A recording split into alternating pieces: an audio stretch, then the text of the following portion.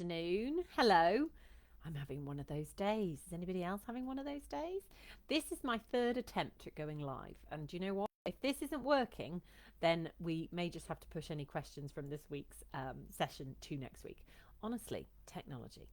Anyway, it seems to be working now. So let's give this a go. Hi everyone, I'm Gemma and this is our free weekly 15-minute Q&A session. These are quick practical answers to help you and your collie make progress right away. Now let me tell you a bit about how it works.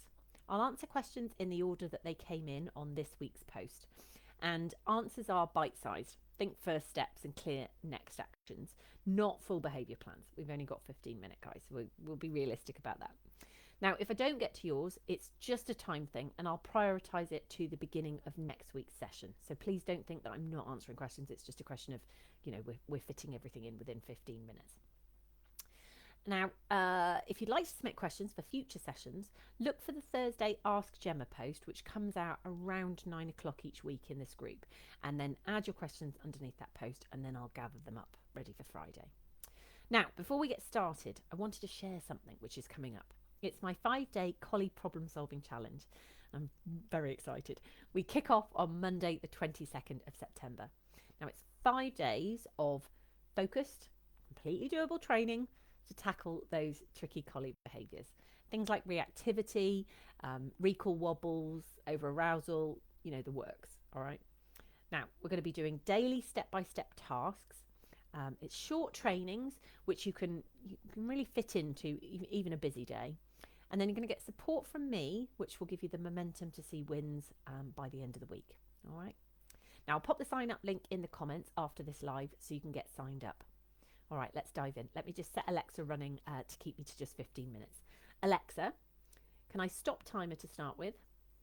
15-minute timer cancelled. And Alexa, timer for 15 minutes. 15 minutes starting now. All right, let's get to the first question. Right, the first question is from Nikki, and she was asking about Sadie. So she says, hi, Sadie has reactivity to some dogs, but mainly resource guarding when it comes to other dogs. Every ball, stick, pine cone, etc. is hers, and she snaps at other dogs if they come near or try to take them.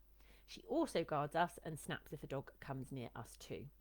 On the other hand, she loves people and kids, is fine with most dogs as long as they don't come by us or have a ball, etc., and even lies down when around some. She's just unpredictable. Now, I really like this question, so thank you for putting this one in the chat, Nikki, because I don't think Sadie's unusual here, and I think one of the things to know as well is that sometimes border collies behave in ways that other dogs. Other owners would perceive as, oh, that dog's aggressive because it's just growled or it's just grumbled. Where actually, doggy rules are, if I have something, if I have a ball or if I have a pine cone or if I have a stick and I have possession of it, well, it's mine. And then I have the right to be able to guard it and to defend it. Now, the issue is that quite often other breeds of dogs, if you think of the breeds of dogs that are on the more social end of the doggy spectrum. So I'm thinking in terms of things like gun dogs, things like hounds, that kind of thing. There's potentially more tolerance there in this kind of thing. But herding breeds very much know that there's a set of rules in place and they are committed to adhering to them, and everybody else should be doing it too. So that's the first thing. In some ways, I would say that she's not entirely wrong in her response. I'm not a fan of them guarding us, and I'll come to that in a second. But yeah, certainly things that make sense to me. So one of the things that I would absolutely look to do in situations where there were going to be other dogs around is just think about avoiding her having something in her mouth that potentially becomes a resource guarding situation. So this is where I would teach a really solid retrieve, and I would say, hey, I see a dog coming in. Say, Sadie, can you bring on in the pine cone, the stick, whatever it is? I'll hold it, pop it in my pocket, and then we can carry on about our walk. That prevents other dogs kind of coming in and being interested in what we're doing, and it obviously also prevents resource guarding situations as well. So good retrieve is one of the first things I would look at there. The second thing that I would think about is doing what we call a trigger stacking diary. Now, when I first start working with people, it's one of the first tasks I get them to do for me, because lots of times people will say, my dog is unpredictable. And actually, we can often start to form patterns if we just make notes as we go along. So I would suggest doing a trigger stacking diary for anywhere between 7 to 14 days. And what it looks like is you come back from a dog walk, and it's nothing fancy. It's just, it can even just be a piece of A4 paper that people are scribbling on as the week goes on. But it's making a note of things like whether the dog was a big dog, whether they were a small dog, were they male, female, neutered, unneutered, if it's possible to get into conversation with the other person, what breed they were. Potentially, the thing that I'm most interested in is what sort of energy that dog had. So, for example, there are Labradors on either end of the spectrum. You can have, I bumped into a dog yesterday, an older Labrador who was just minding his own business, head was down, he's going about his daily walk, no interest in saying hi to anybody else in the environment. He's been there, done that, bought the t-shirt, all right?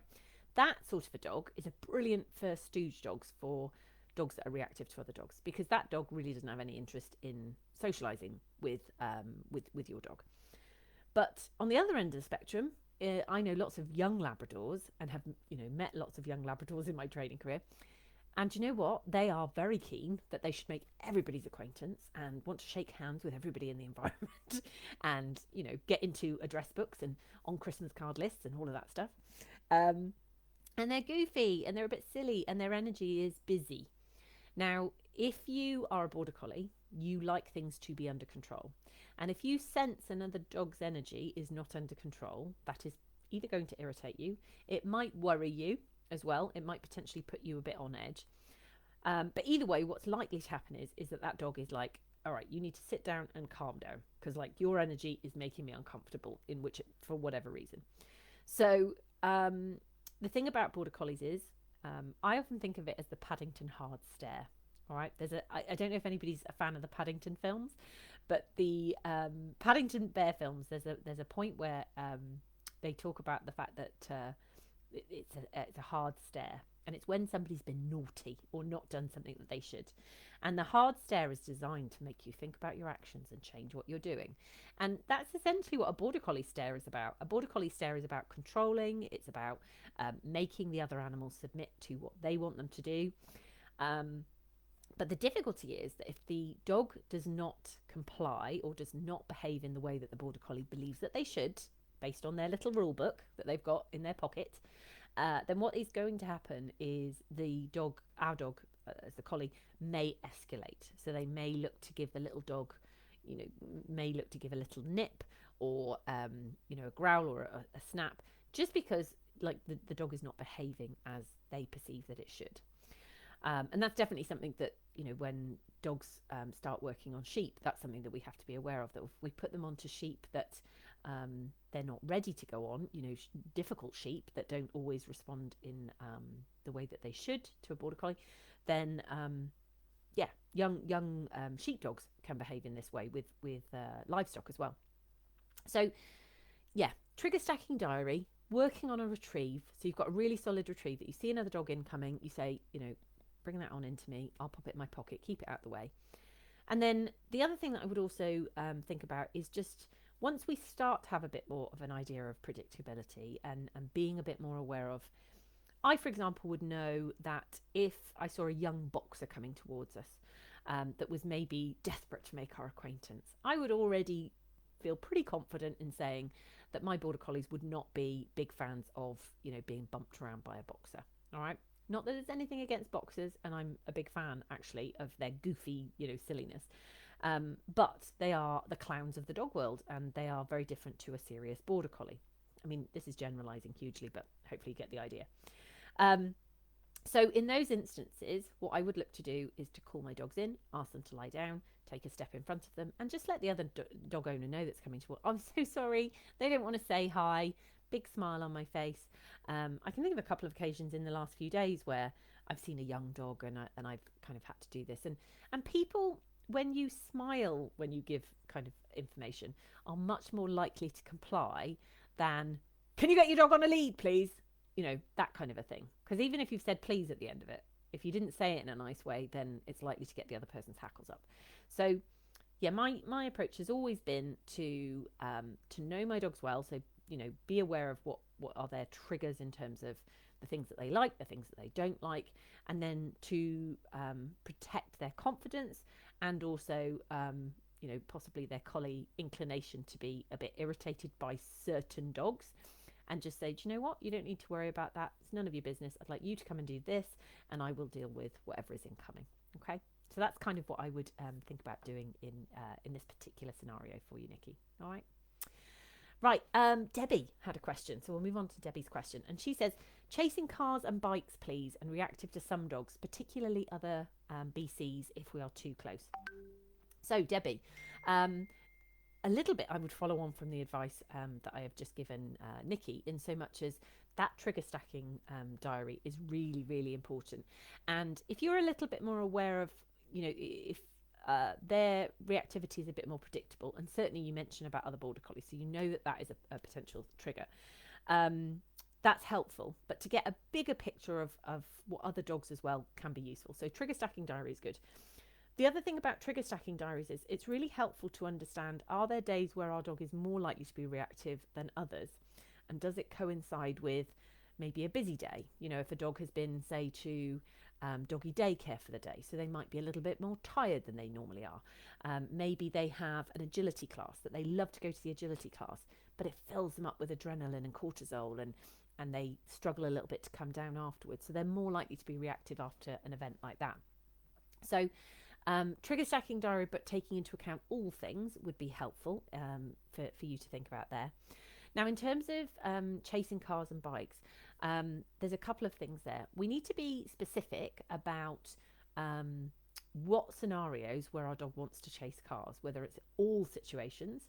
And when I say all situations, I've known dogs that cannot be around a car that is like crawling along at a snail's pace in a car park. So you sometimes have to start really, really small.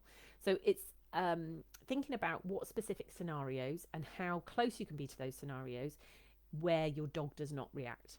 Now, one of the things that I would suggest doing is having a look in the featured announcements section in the Facebook group. And I have a traffic tracker that I put together. And in that traffic tracker, it gives you different scenarios of different, the busyness of different roads, the distance that you are away from the roads, all of that kind of thing. And it helps give you an idea of how to log what your dog can particularly cope with and what they can't cope with. Because the first thing that we need to do is information gathering. We need to understand what exactly is okay and what exactly is not. For example, some dogs are comfortable with traffic coming towards, probably because they can, see it coming and it's more predictable, but they're not comfortable with traffic coming behind. So it's a bit of information gathering to start with, to work out what exactly is it about the chasing cars. What is it about the cars that's making them uncomfortable? And then likewise with bikes, you could use the tracker in a very similar way with bikes. Then what I want to do is I want to go, okay, so this is the information about exactly what you can cope with and what you absolutely cannot cope with.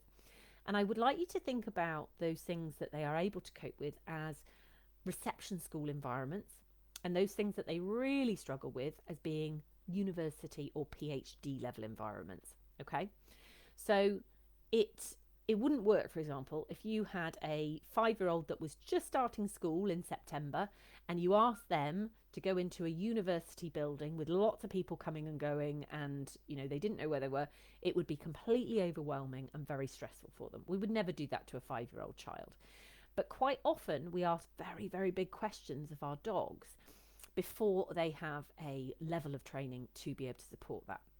So one of the first tasks that I would look to have you have a look at is working out what a reception school environment is, working out what a kind of primary school environment is, all the way up to those PhD level situations. And if you're able to join us for the problem solving challenge at the end of the month, I can explain in a little bit more detail about how we take a reception school environment and how we bridge that environment from there into a primary school environment. What do we do to make the reception school environment a little bit harder in order that we can start to build to that next stage? Because I think that's probably one of the questions I get asked most is, You know, my dog can do everything beautifully at home in my living room, but then I take them out the front door and they just can't do it when they're outside the front door. And I think that's fair. You know, it is, you know, why is it so different for them? But it is really different for them. And it's, yeah, it's figuring out ways to take them from one to the other and to be able to help them, you know, make that educational growth, if you like. So those are some ideas to get you going, Debbie, and hopefully you can join us for the challenge later on in the month. Right, guys. Okay, so I just had the 2 questions to answer today. So I'm going to love you and leave you for now. And I will look forward to seeing what questions pop up in next week's Facebook post. If you're watching this from one of my other sources, either the podcast or on YouTube, then please do subscribe if you haven't already, because that will let you know when a new episode is out. And like I say, if you would like to ask me a question directly, then please feel free to come and join the Facebook group and pop your questions in the chat on a Thursday. All right. Have a lovely weekend, guys, and I will look forward to catching up with you all very soon.